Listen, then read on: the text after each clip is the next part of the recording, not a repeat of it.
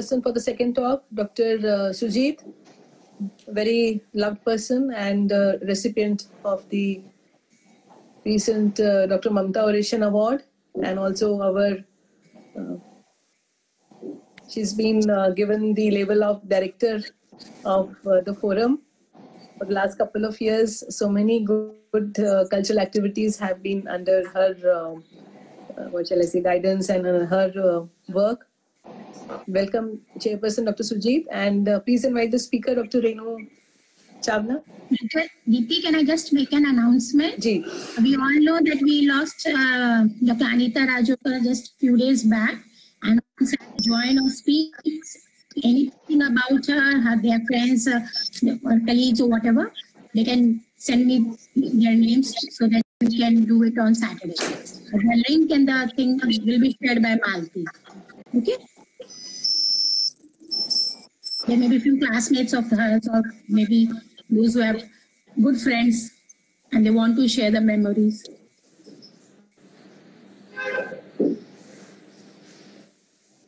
Dr. Sujit, welcome. Hello, sound khatam ho gayi hai, Deepti? Anji. I'm not able to listen to everyone. I'm here just to introduce Dr. Renu. It was an interesting topic. Dr. Jyoti has just told so many things which we really did not know, and we were just using it rampantly. And one quote I read somewhere, the medicine and poison sometimes have the same effects if they are given with the same intention. I think it is really true. It is really true. Now I'm thinking it is really true. This quote is so justified. If we really know the intention of giving the drug, then it is good. If we are just giving for the purpose, but if it is harming the patient, then it is like a poison. Then it should be very careful. Dr. Renu Chavna, she's a very well-known person for the forum, and a sweet singer with a very melodious voice. Even we just like her voice during as a speaker also for the academic things. So I welcome you. And so over to you, just to increase our knowledge further about the medicine. It was just an eye-opener for us by Jyoti only, and again we are opening our eyes for your talk. Thank you so much. Ji, good evening. Good evening. I'm going to start my presentation. That is drug interactions. Yes, yes. Drug interactions can have desired effects, reduced effects, or unwanted effects. The probability of interactions increases with number of drugs taken. A clinically relevant drug-drug interaction occurs when the effectiveness or toxicity of one medication is altered by a prior administration of another medicine. The potential for clinically important DDIs can often be predicted based on drug properties, method of drug administration, and patient-specific parameters. Causes of unwanted drug effects and interactions are wrong choice of drug, failure to take account of hepatic and renal function, wrong dosage, wrong route of administration, errors in taking the drugs, communication errors. High risk factors for drug interactions are high risk. Suppose the patient is high risk. That is, high risk patients are patients on multiple drugs. That is, higher the number of drugs, greater the risk of drug interactions. The elderly are more prone to drug interactions as they are more sensitive to some pharmacodynamic effects and also tend to be on multiple drugs. Patients with comorbidities are also high-risk patients. Consequences of drug-drug interactions are, there are three possible outcomes when drug-drug interactions occur.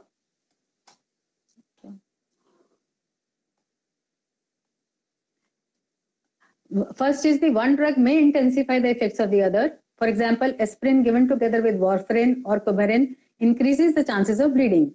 Second is one drug may reduce the effect of the other. For example, beta blockers used with terbutaline. Third is the combination may produce a new response otherwise not seen with either of the drug, like alcohol when given with metronidazole results in disulfiram-like reaction. Mechanism of drug interactions. Drug interactions may happen at a pharmacodynamic level or at pharmacokinetic level. Pharmacodynamics is what drug does to your body, which can be additive interaction or antagonistic interaction. Pharmacokinetic level is what body does to the drug, which may be in the form of at the level of absorption, metabolism, elimination, or elimination. Pharmacodynamic drug interactions, these interactions are due to competition at receptor sites or activity of the interacting drugs on the same physiological system. Typical additive and antagonistic pharmacodynamic interactions are additive interaction. Substance 1 is NSAIDs and substance 2 is SSRI. So if these two are given together, there is increased risk of bleeding. Similarly, if NSAIDs are given with glucocorticoids, there is also increased risk of gastric bleeding. ACE inhibitors, which are commonly used as antihypertensives, if given with spironolactone, it will result in hyperkalemia. Tricyclic antidepressants are taken by many of the patients, and if they are taken with low potency neuroleptics, that will result in increased anticholinergic effect. Quinolones, which are used left and right, if they are given with macrolides, they result in QT interval prolongation. Antagonistic interactions, like if acetyl salicylic acid, that is aspirin, given with ibuprofen, it results in reduced effect. ACE inhibitors, if given with NSAIDs, reduced effect.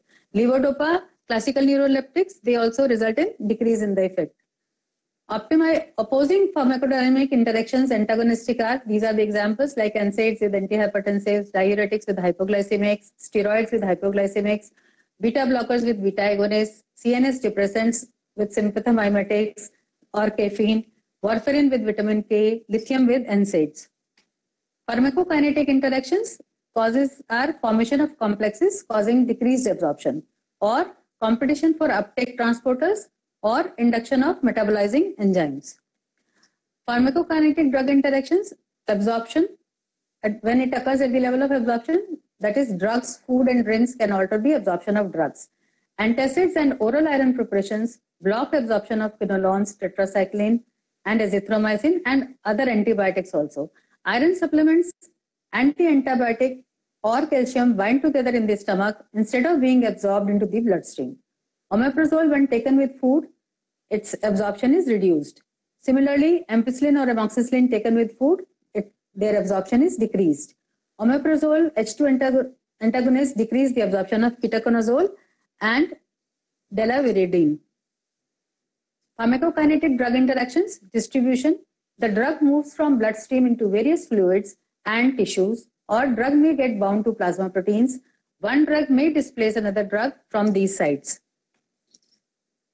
Metabolism. Most drugs are metabolized in the liver by various enzymes like cytochrome P450. These enzymes can be induced or inhibited by various drugs, therefore causing increase or decrease in the metabolism of other drugs. Like INH inhibits metabolism of carbamazepine. INH induces the metabolism of oral contraceptives, resulting in contraception failure. Excretion. Drugs are excreted primarily by kidneys. This may be affected by other drugs and result in decrease or increase in the plasma levels of other drugs. A change in blood concentration can result in changing the drug's effect. If the concentration increases, there may be more adverse effects, or if concentration decreases, there may be lack of therapeutic response. INH inhibits diazepam excretion, leading to enhanced action of diazepam. Similarly, furosemide enhances lithium toxicity. High-risk drugs mainly includes drugs with a narrow therapeutic index. For example, warfarin, carbamazepine, phenytoin, theophylline, and digoxin. Effects and mechanisms of the potential drug-drug interactions and options for clinical management. Anti-epileptic like carbamazepine, if used with macrolides like erythromycin or clarithromycin, the effect is increased carbamazepine concentrations and risk of carbamazepine toxicity. Mechanism is inhibition of carbamazepine metabolism by CYP3A4. Options are, we can change the antibiotic. Alternative antibiotics should be used like second or third generation cephalosporins or penicillins. Tetracyclines, if they are used along with antacids containing aluminum, calcium or magnesium, effect is reduced serum concentrations of tetracycline. Mechanism is reduced absorption of all tetracyclines. Option is that space administration by 1 to 2 hours. Ciprofloxacin, if used along with antacids, or products containing calcium, iron or zinc, it results in reduced serum concentrations of ciprofloxacin, leading to its therapeutic failure. Mechanism is interference with the oral absorption of ciprofloxacin. Option is should be taken either 6 hours before or 2 hours after the dose of ciprofloxacin. Antihypertensives like ACE inhibitors, beta blockers, diuretics, and centrally acting agents. If they are given with NSAIDs, indomethacin, naproxen, piroxicam, It results in decreased antihypertensive effects. NSAIDs inhibit prostaglandin-mediated vasodilatation and promote salt and water retention. So if we have to use analgesics regularly, then either the NSAID should be selected, such as tramadol or narcotic analgesics, or one should switch on to the antihypertensive drugs which are not susceptible to the blunting effect of NSAIDs. If NSAIDs have to be continued, then monitoring blood pressure and adjust dose of the antihypertensives accordingly.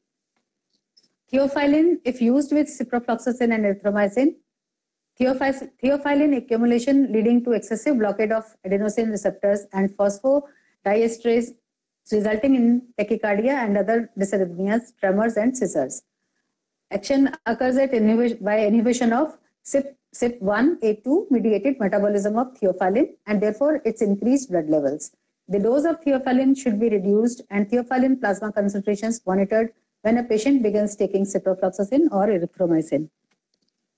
Drug interactions with oral contraceptives, potential interactions that may decrease the effectiveness of oral contraceptives. Antibiotics such as cephalosporins, penicillins, tetracyclines, these drugs are used commonly, but they have minimum effect on the concentrations of oral contraceptives. Anticonvulsants, carbamazepine, phenytoin, phenobarbital, they have larger effect, and one should take precautions to use other add-on methods. Antivirals like nevirapine, ritonavir, griseofulvin, rifamycin, or targlitazone, these drugs should be used with caution. Antifungals, potential interactions that may increase the effectiveness of OCs are antifungals, which are used these days very commonly. One should take care so that there is no overdosing of the oral contraceptives. Other drugs which enhance the activity of OCs is etoricoxib and statins. Drugs with decreased clearance due to OCs are benzodiazepines, that is alprazolam, diazepam, beta blockers, corticosteroids, cyclosporin, tricyclic antidepressants, and out of xanthines, caffeine and theophylline. Drugs whose effect can be decreased by OCs are anticoagulants, antihypertensives, benzodiazepine, diazepines, lamotrigine, paracetamol, and thyroid hormones. Pharmaceutical interactions. Pharmaceutical interactions can be classified as those interactions that occur prior to systemic administration. For example, incompatibility between two drugs mixed in IV fluid. These interactions can be physical, for example, with a visible precipitate, or chemical with no visible sign of a problem. Ketamine is incompatible with barbiturate and diazepam. Do not combine thiopentone with succinylmethylamine, which is a muscle relaxant. Do not combine protamine, zinc sulfate, and soluble insulin. Phenytoin precipitates in dextrose solution, so it should not be given in dextrose solution. Amphotericin B precipitates in saline. Likewise, gentamicin is physically and chemically incompatible with most beta-lactams, so it should be taken care of. Drug-food interactions, although importance of this is poorly understood, but they are important because they can result in toxicity or therapeutic failure. Decreased absorption, food frequently decreases the rate of drug absorption and can decrease the extent of absorption. The reduction of rate will simply delay the onset of the effects, but reducing the extent of the absorption reduces the intensity of peak response. High fiber foods can reduce absorption of some drugs like digoxin. Increased absorption occurs when sometimes food increases the extent of absorption. A high calorie meal more than doubles the absorption of saquinavir, which is a retroviral drug, antiretroviral drug. Impact of food-drug interactions. Theophylline, an asthma medication plus caffeine, can result in excessive CN excitation. Potassium-sparing diuretics, spironolactone plus salt substitutes can result in dangerously high potassium levels. Aluminium-containing antacids plus citrus beverages can result in excessive absorption of aluminium. Drug-drug interactions are a common problem due to polypharmacy and doctor shopping, and give rise to a large number of hospital admissions as a result of medically important, sometimes serious or even fatal adverse events. Drug-drug interactions can also cause partial or complete abolishment of treatment efficacy. How to minimize adverse interactions? Minimize the number of drugs a patient receives. Take a complete and thorough drug history, including illicit drugs and over-the-counter drugs. Risk assessment. How common is the interaction? How severe will be the interaction? B, if of course it occurs, is it a dose-related interaction? Use alternative drug or adjust the dosage when an inducer of metabolism is added to or deleted from the patient's regime, adjusting the time of administration to minimize interference with absorption. Monitor for early signs of toxicity when combinations of toxic agents cannot be avoided. Be very cautious when prescribing patients a drug with a narrow therapeutic range. Monitor with investigations like INR, blood pressure, liver function tests, or clinically, for example, dizziness, muscle aches, etc. Chronic renal failure, why I am showing this slide is most of the drugs are excreted through the kidneys. If renal function is impaired, then their excretion may be impaired and so as to result in alteration in the dose of the drug. Grade 1 renal failure is when GFR is greater than 90. Grade 2 is GFR between 60 to 89. Grade 3A is between 45 to 59. Grade 3B is between 30 to 44. Grade 4 is between 15 to 29. And grade 5 is less than 15. Drugs that do and do not depend on renal function, class is analgesics, which are dependent on renal function are morphine and pethidine. So independent of renal function, so we should use more often fentanyl and levomethadone instead of using morphine and pethidine in these patients. Antiarrhythmic drugs, so one should use amiodarone instead of sotalol. Antibiotics, ciprofloxacin, levofloxacin or cephalosporins, instead of using them in patients with altered renal function, we should use moxifloxacin. Antidiabetics also need to be altered according to the grade of renal impairment. Anticonvulsants also need to be changed. The drugs which are independent of renal function should be used. Antihypertensive drugs also the same way. Cholesterol lowering agents, drugs for gout and other rheumatological conditions like methotrexate, colchicine, instead of using methotrexate, colchicine or hydroxychloroquine should be used. Cardiovascular drugs, instead of using digoxin, digitoxin should be used. Psychoactive drugs, lithium, instead of lithium, amitriptyline, citalopram should be used. Antiviral drugs, acyclovir is dependent on renal excretion, so rivudine should be used. Similarly, cytostatic drugs also need to be altered according to the alteration in the renal function. The most important drugs whose use in patients with renal insufficiency is absolutely or relatively contraindicated or problematic from a clinical nephrological standpoint is analgesics like pethidine. If GFR is less than 60, it should not be used, otherwise it will lead to convulsions. Antibiotic like cefepime, if GFR is less than 30, it may result in CNS toxicity. Phase prophylactic psychotropic drugs like lithium, if GFR is less than 60, it will result in nephro and neurotoxicity. Anti-diabetic drugs like levonclamide or gimepiride, GFR if it is less than 60, it will result in hypoglycemia. Metformin if GFR is less than 60 will result in lactic acidosis. Diuretics like spironolactone, if GFR is less than 30, it will result in hyperkalemia. Immunosuppressants like methotrexate should not be used if GFR is less than 60, otherwise it will result in myelotoxicity. Radiological contrast media should also not be used if GFR is less than 30, otherwise it will cause nephrogenic systemic fibrosis. Low molecular weight heparin, if GFR is less than 60, should not be used, otherwise it will result in risk of hemorrhage. Thank you for your kind attention. Not easy, really not easy. It is really not easy to remember all the things, all your talk was so elaborative because we are not used to all these things. We do not give so much attention to all these things. That's why we are in trouble. Only one thing, there are thousands of prescriptions. Single remedy is very difficult. But I think it is preferable. It is always preferable to get the renal functions done before we do multi-drugging. So if you are prescribing more than one drug or more than 2-3 drugs together, then one should always consider liver functions and renal functions before we combine the drugs. Basically, lesson is one single remedy should be sought. Sometimes for a single complaint, you should find the single remedy, which is not easy. Although it is not easy, and we have to take care of 2 organs mainly. It is the liver and kidney. I think before starting any long term or whether before starting any drugs, what we can do is we can go for a SGOT, SGPT, alkaline phosphatase, even if we are not going for the complete this thing. अभी तो ma'am सबके कराती हैं first visit में कराते हैं हाँ.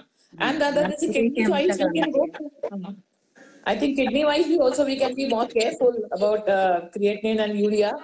Especially gynecological patients. Obstetric patients are younger patients. They don't have so much of problem of combining drugs. It is the gynecological patients which are in elderly age group, and most of them they have some renal insufficiency or some problem with the liver. So these are the patients we need to take more care of. And जो multiple है polypharmacy commonly है भी elderly में ना.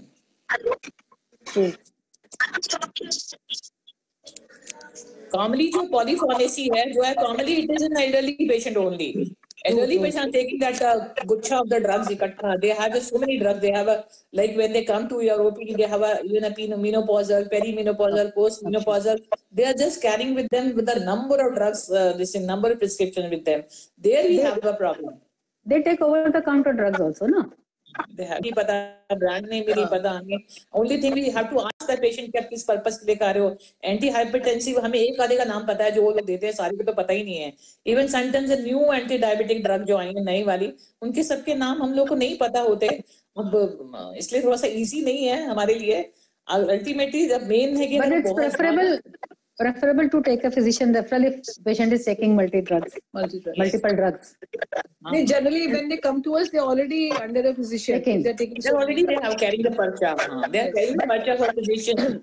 But when you tell them to consult them again, whatever you are writing, whether they can take it or not, they don't. Yes, they won't. As a gynecologist, हमारे लिए most important है if the patient is taking contraceptive, then we should go into detail is she taking medication for any other comorbidity or not, because that is important. The anticonvulsants are important, oral contraceptives are important, and anti-tubercular treatment is important. Because अगर anti-tubercular efficacy कम हो जाएगी तो multiple drug resistance हो जाएगा. Drug interaction से drug resistance भी आ जाते हैं. So बेसिकली एंटी-ट्यूबरकुलस ड्रग्स ले रहे हैं तो उसके साथ हमें हार्मोन्स प्रिस्क्राइब करने से पहले सोचना है कि उनकी ड्रग कम हो जाएगा, थेरेप्यूटिक लेवल कम हो जाएगा, एफिकेसी कम हो जाएगी. At one time जब हम लोग एंडोमेट्रियल रोग ना ये ट्यूबरकुलोसिस